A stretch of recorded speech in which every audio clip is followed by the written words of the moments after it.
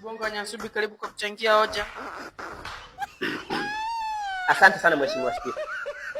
Leo nitaongea kwa haraka kutokana na muda umeenda.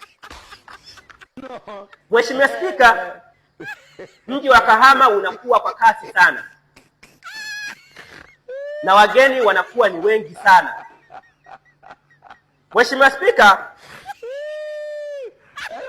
kuna changamoto ambayo ni kubwa sana ambapo yani mimi inanipa taharuki kwenye kichwa changu. Kahama imekuwa na loji nyingi sana kuliko watu. Halafu loji hizo Mheshimiwa Spika zimeshakuwa yani 99% wanalala wenyeji. Inafikia hatua sasa wageni wanakosa nafasi.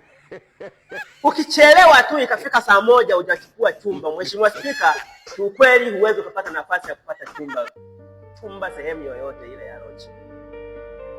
Nimejaribu kufuatilia na wahudumu wa pale wanasema kwamba asilimia kubwa Mheshimiwa Spika, Mheshimiwa mbunge, wanaolala humu ni wenyeji kuliko wageni.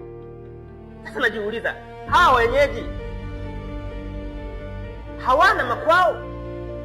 Kwa nini wageni wanakosa nafasi tena nyingine ambayo ya kupata, kwamba kwa sababu wanapotengeneza loji za kulala wageni, lakini sasa asilimia kubwa wanalala wenyeji. Sasa unajua mimi ndio maana nanipa taharuki kubwa sana kufikiria kwamba wenyeji hawana makazi.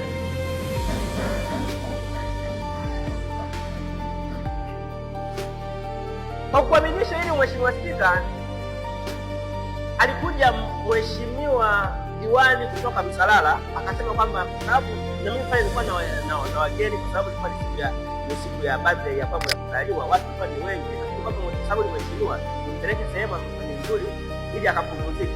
Na kushangaza Mheshimiwa Spika, yani sikupata nafasi kabisa.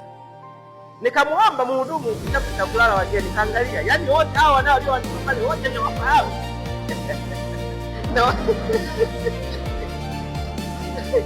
Nikaanza kujiuliza, hawa mbona kila mmoja na familia yake? Kwa nini kila mmoja amekuja kulala huko kwenye nyumba za wageni? Yaani nilipa taharuki kubwa sana kutokana na kuelewa nini na maana kabisa. Wenyeji ndio wanalala sana kwenye jeshi kuliko wageni. Mheshimiwa Spika, naombeni sana hawa wenyeji wawaachie wageni nafasi zao za nafasi. Naomba kuwakilisha Mheshimiwa Spika. Asante.